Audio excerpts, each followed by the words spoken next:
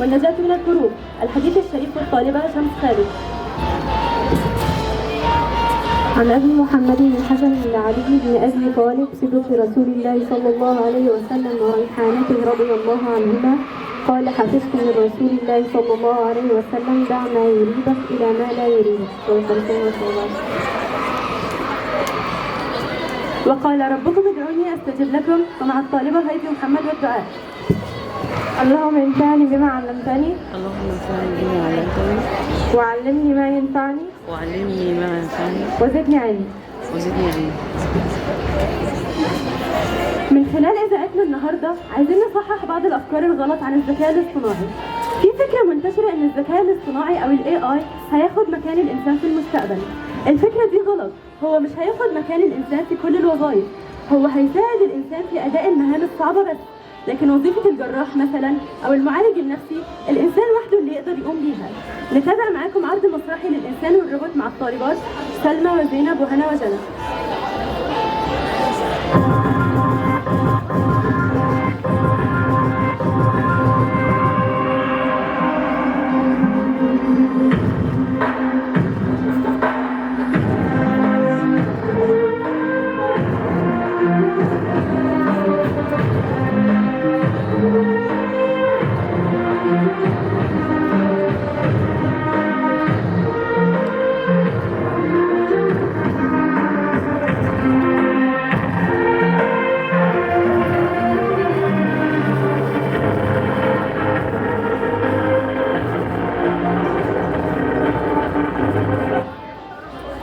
أنا سمعت إن الذكاء الاصطناعي هيخلي الناس تقعد في بيتها ومحدش هيشتغل.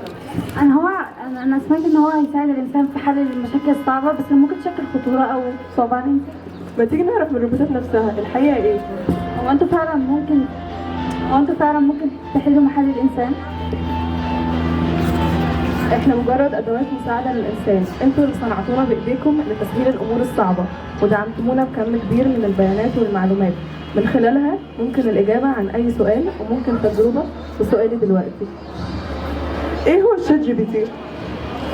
شات جي بي تي عبارة عن روبوت أو برنامج بيعمل باستخدام الذكاء الاصطناعي، حيث يتحاور مع المستخدم ويجيب على ما يطرح عليه من أسئلة بشكل مفصل، ويتذكر كل ما طرح عليه من أسئلة من خلال الحوار الذي يتم، وكأنه بين شخصين، كما يسمح للمستخدم بتصحيحه إذا أخطأ ويعتذر عن ذلك الأخطاء. طيب وأنت إيه؟ أنا جوجل بارد. من أهم مميزاتي أنا مجانا تماما، تستطيع أن تكتب باللغة العامية المصرية أو اللغة العامية لأي دولة. من الممكن البحث بداخلي عبر التسجيل الصوتي. أستطيع أن أكتب لك مقال كامل ومميز عن أي موضوع تريده، وأستطيع أيضا القيام بالآتي: تلخيص المقال نفسه والقيام بترجمته لأي لغة وتحويله إلى ملف وورد، وعمل مشاركة له لأي برنامج آخر.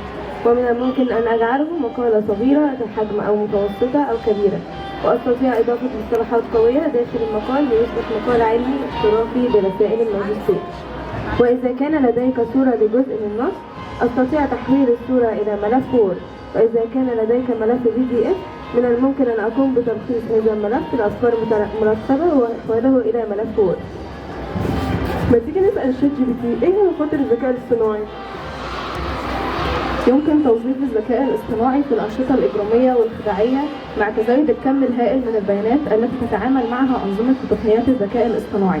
يمكن أن تتعرض هذه البيانات للاختراق أو الاستغلال الغير مشروع، وذلك سيشكل تهديدا واضحا للخصوصية والأمان.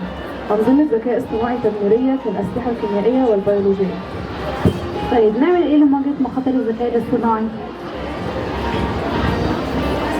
لابد من وضع قوانين وسياسات وأنظمة تضبط مسار هذه التقنيات، وعلى هذه الأنظمة والقوانين أن تكون قابلة للتحديث والتطوير لتسهيل الذكاء الاصطناعي لتحسين جودة الحياة.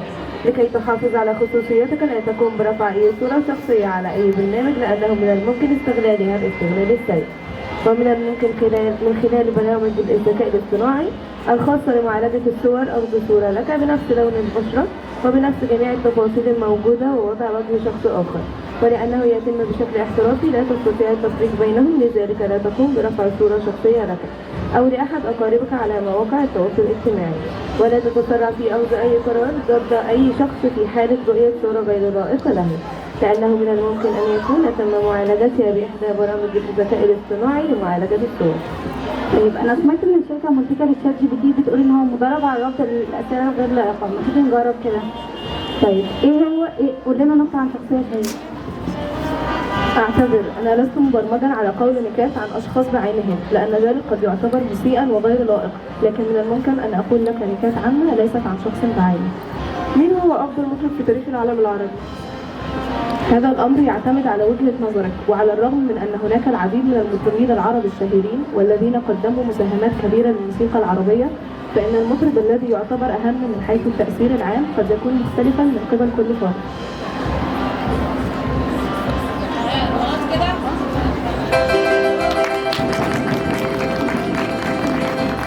حبيبي وافق. بنأكد على ان كل مجالات التكنولوجيا ليها مزايا وليها مخاطر. اوعي ترفعي اي صورة ليكي على اي برنامج، حافظي على نفسك وعلى خصوصيتك. نشكركم على حسن استماعكم. شكر خاص للطالبات رنيم، الفريق التمثيلي سلمى وهايدي وزينب، جنى وهنا، مع تحيات قسم الحاسب الآلي.